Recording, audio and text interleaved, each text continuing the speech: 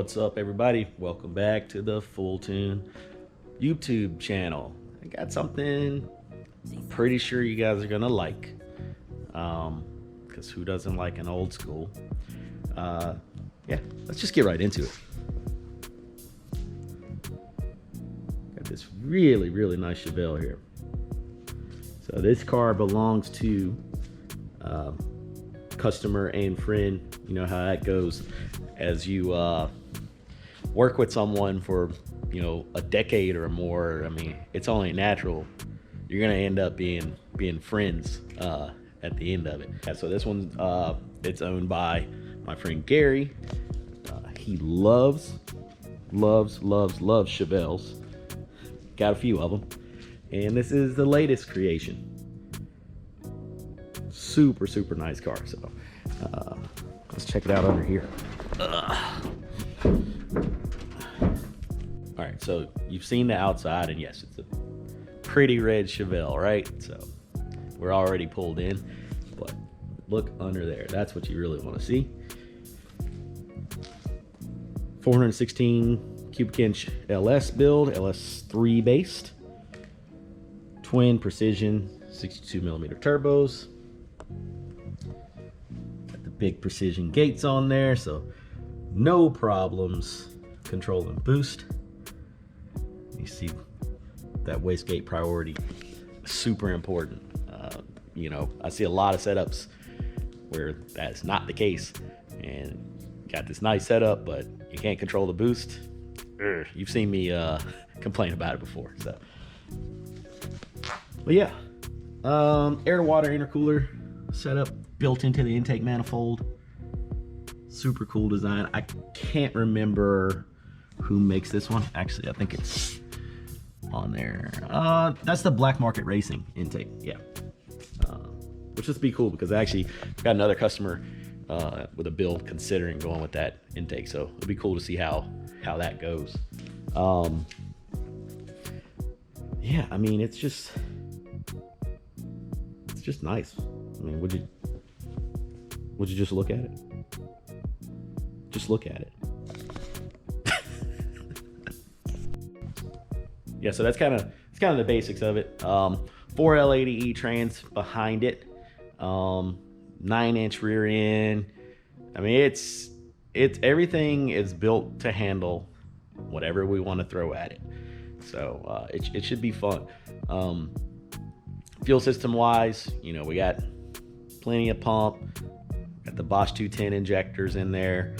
We are going to do a 93 octane pump gas first, and then we're going to switch it over to ethanol.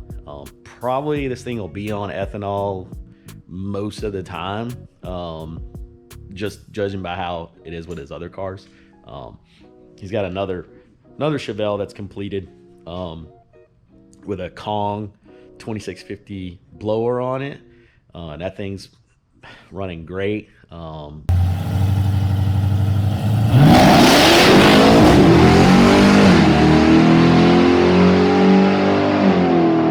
We're using a stock GM controller on that one, but this one we ended up going with the Holley EFI. So we'll have all our boost control, the control for the pumps, for the fans, the trans, all that is all controlled by the Holley. We've got all our pressure sensors mounted nicely up here. Trans, oil, fuel, our map sensor. There's our boost control solenoids there. Those are the high-speed solenoids from Holley, the little upgraded ones. Yeah, I mean, everything should work well. The setup was put together by some friends of mine up at Tech Performance. They do really nice work, really nice fab work. So they did all like the turbo kit build and all of that stuff.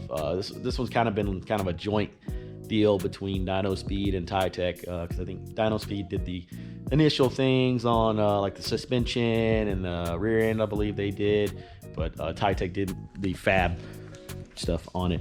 The build's been going on for a while, so it's cool to see it finally coming together. Inside, super nice, just like the outside. got the Dakota digital dash, but still that old school look. He's still running the big old school style steering wheel. And got a roll cage in there, roll bar, I should say, with the low door bars. So, and those have made it really easy to get in and out of the car. Yeah, it's a complete build. Drive-by-wire, you see the drive-by-wire pedal there. And yeah, I mean, that's pretty much it. Moving back to the trunk, everything is laid out just as nicely as it is under the hood and on the interior. We just got some extra oil there. But yeah, this is our intercooler tank here. Got the battery located in the back, nicely mounted. I'm actually using that same battery mount in my 240. Got the EMP pump. This thing right here is awesome. They're not cheap, but they are awesome. There's our drain for water, just in case we want to put ice in there.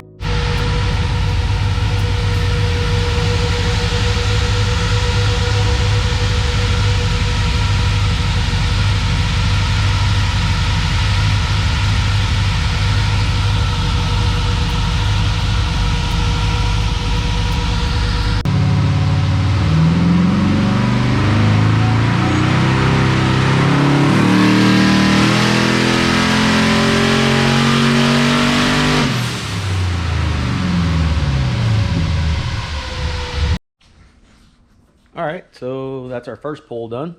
You can tell that's the first time that heat wrap has been hot. You can see the smoke coming off of it.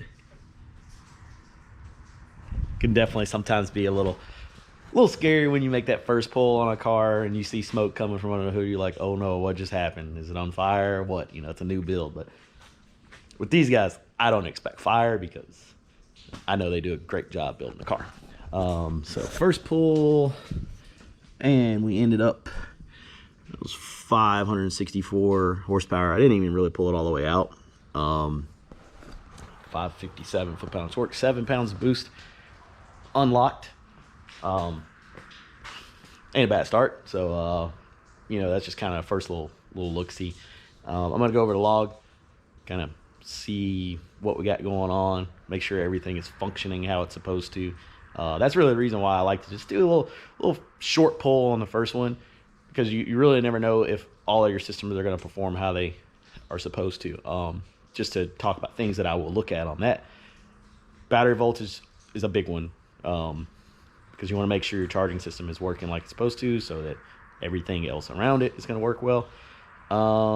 Next up, you know, we're going to look at our oil pressure, our fuel pressure. Of course, we're looking at our air-fuel ratio as well, but we're kind of looking at that through the run. But all the other little things we kind of have to look at after the run and just make sure everything's doing what it's supposed to do. So I'm going to do that now and see if this thing's good to go to actually start trying to make some power. All right, so after reviewing the log, pretty close on the fuel, just a couple little adjustments there. Battery voltage is not as good as I would like it to be. It's about 12.5 when we get it under load. I'd love to see that closer to 14, but it might be all this alternator can do, so it might be something we have to just upgrade later. We'll see as we keep getting harder and harder on it and see if it you know, if it gets worse. It's not going to improve, but we'll see if it gets worse. If it gets down in 11s, I'll probably just stop, because that voltage is going to affect, I mean, everything, what our pumps are getting and all that stuff. Next up, oil pressure was it's okay. It's not as high as I would have liked to see, but it is what it is. So that's that. Well, I guess I'm done for today on this one. Craziest thing, the ignition switch decided to die on me. I went to start it, and I'll show you guys. You can see there's no resistance there, and it looks like it's stuck on accessory because the radio's on. So I'm gonna unhook the battery and get that checked out tomorrow. Got to see if I can find parts. Probably gonna have Cody come over and help me out with that, since I know he's done some of these switches before. So yeah, so that's where we are for that for now. All right, we're back for day 2 with the Chevelle. Of course, we had that issue with the ignition tumbler, so got a guest today, Mr. Cody Doris. Fast Hello. Cody Fab, looking like a ninja today, but he's gonna get that changed out so we can get back rolling. So yeah, you guys haven't met Cody before, so maybe we'll talk to him a little more later on. Okay, so not ideal, but the tumbler didn't really fix it. The problem is actually within the column. Cody's pretty much pinpointed the issue, but it's not something we can fix easily without pulling the full column out of the car. So he'd rather have the car back at the shop for that. But he did come up with a way for me to finish it and get going. What we got, Cody? What we got right now is the key still operates the lock on the steering wheel. So the steering wheel is going to work as per normal. Yep. All the electrical connections come in and get actuated by a rod inside the steering shaft. Okay. And we're just going to take the operation of the rod out of that. We're going to use our little screwdriver. Ignition on. If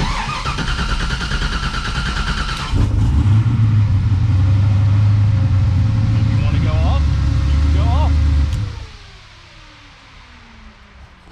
And that's that. So I can still tune the car, get it done, and then it can go back to the shop to get that fixed. So I don't know how you feel about that, Cody. I feel that Gary's probably going to want a new column in his new car, so it's probably not too bad. Yeah. So yeah, that's the other thing. You don't want to rip it out just to fix that, because as we know with Gary, he likes to do things right and upgrade whenever possible. So here we go.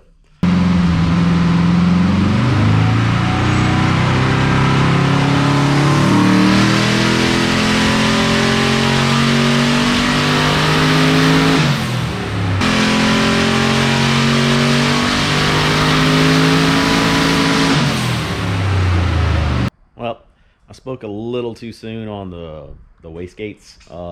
I've run into this before on engines that are over 400 cubic inch. The 44 mil wastegate, or I think those are 45s because they're precisions. They're just not quite enough. I was hoping with the smaller turbines that it would maybe have a little better control, but seems like it's creeping on us a little bit. So I'm gonna make some adjustments, probably start using the boost control and just try to get it level. It's creeping up, I think, to I'll have to check the log again. I think it was around 10-11 pounds of boost, which is, you know, not a big deal, but we want control.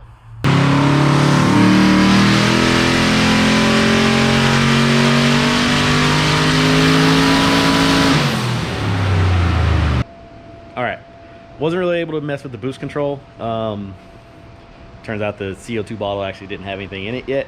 Hey, it happens. Get a lot of stuff going on with a build, and you can easily miss something like that. So I did play around with timing a little bit, and I was able to kind of get it to hold boost a little more steady up top, not creep as much. I added a little bit of timing, leaned it out a little bit more, and got a little more stable. It still creeps, still, you know, creeps a couple pounds, but it's not creeping like 4 pounds how it was before. So it's manageable. I think at higher boost levels, hopefully it won't be any kind of issue at all, because we won't need to vent as much exhaust, so it should be okay. So after I get the CO2 bottle, I will continue on and work with this a little bit more. I'm still keeping an eye on the oil pressure on this thing. It's still not as high as I would like it to be. Really, I don't know why it's kind of hanging out at a lower number than I want to see. It's doesn't seem to be falling off, which is kind of a flat line. So I'm just gonna keep an eye on it. I'm kind of going back and forth on whether I want to keep going on this or not. I really want him to be able to drive his car some. And there is a new engine coming, but I don't want to send this one off in, you know, a blaze of glory with windows in it. So we're just gonna feel it out.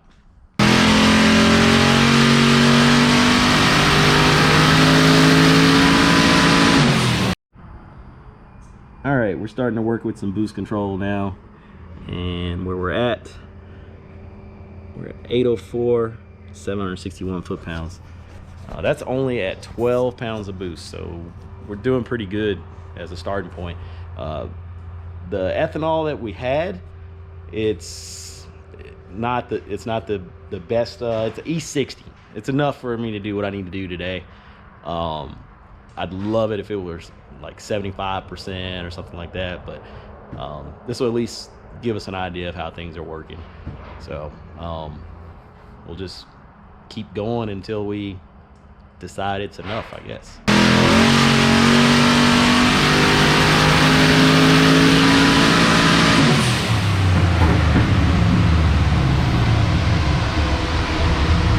All right, we're getting there.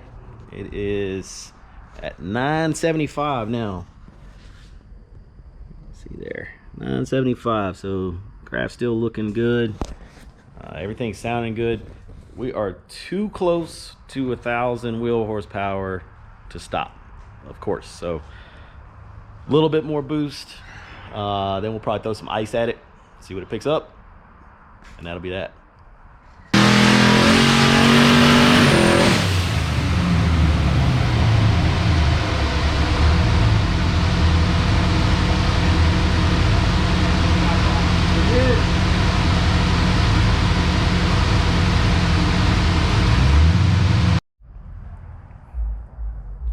So the whole time we've only had really one pipe that's given us a problem. This one coupler right here, it's popped off on us a couple times. We thought we had it on there pretty good. It just really needs to be just a hair longer to grab better. I tried to go for a little bit more boost on that last run so we can make our final number, and of course that's when it blew up.